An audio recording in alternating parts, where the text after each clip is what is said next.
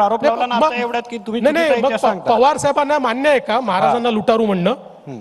पवार साहेबांना महाराजांना लुटारू म्हणणं मान्य आहे का? माझा सवाल आहे. ठीक आहे. माझा राजा लुटारू नव्हता, मी मान्य करणार नाही. मला किती माझ्यावर टीका केली तरी मी ती टीका सहन कर, पण मी मान्य करणार नाही.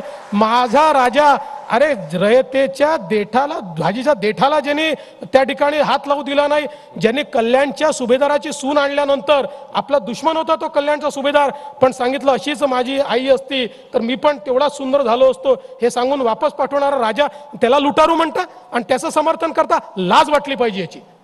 नाही पण मग तसं जर पकडलं तर मग आपण दसऱ्याला सोनं लुटतो ते चुकीचं होईल, त्यालाही लूट म्हणायला नको. नाही सोनं ती त्याच्यात आणि याचं कंपॅरिझनच होऊ शकत नाही. त्याला त्याचं आणि याचं कंपॅरिझन होऊ शकत नाही. तुम्ही काय म्हणताय?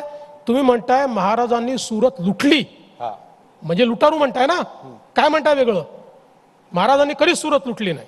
महाराजांनी स्वराज्याच्या खजाना करता स्वारी केली, लेजिटिमेट होतं आणि त्या काळच्या सगळ्या जे काही तेमाचे तत्व होते त्या तत्वाप्रमाणे ते लेजिटिमेट होतं. त्यांनी जर तिथल्या सामान्य माणसाची तैमुरलंग सारखी लूट केली असती तर लुटारू म्हणता आलं असतं. हे सगळे मोगल लुटारू होते, महाराज लुटारू नव्हते. ठीक आहे, पण आता पुतळा प्रकरण झालं, त्यात सगळ्यांनी माफी मागितली. या प्रकरणात तुम्ही सगळ्यांनी, म्हणजे मोदींनी माफी मागितली, सगळ्यांनी माफी मागितली. 1 वर्ष अगोदर म्हणजे या सरकारला 2 वर्षात 2 वेळा माफी मागावी लागली. एक म्हणजे तुम्ही एक माफी मागितली होती ते सराटीत, जो आंतरवाली सराटीत जो लाठीचार्ज झाला होता त्यावेळेस.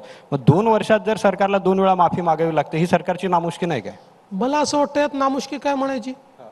असं आहे की एखादी चूक झाली तर माफी मागणं ही संवेदनशीलता आहे आणि जे संवेदनशील असतात तेच लोकशाहीमधलं सरकार आहे. नाही आम्ही चुकलं तरी माफी मागणार नाही, ही लोकशाही नाही आहे, ही तानाशाही आहे.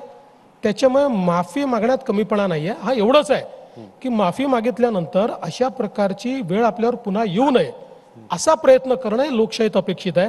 त्यामुळे माफी मागून आम्ही लहान झालो, माफी मागून सरकार कुठे चुकलं असा बिलकुल नाही. ज्या प्रकारे लोकांची मनं दुखावली गेली अशा परिस्थितीमध्ये सरकारने माफी मागणंच अपेक्षित होतं. यापुढे जर एखादा प्रसंग असा आला, येऊ नये, पण शेवटी अनेक अनपेक्षित प्रसंग येतात, असा प्रसंग आला तर माफी मागायला आम्ही मागे पुढे पाहणार नाही. ठीक आहे, आता जरांगेचा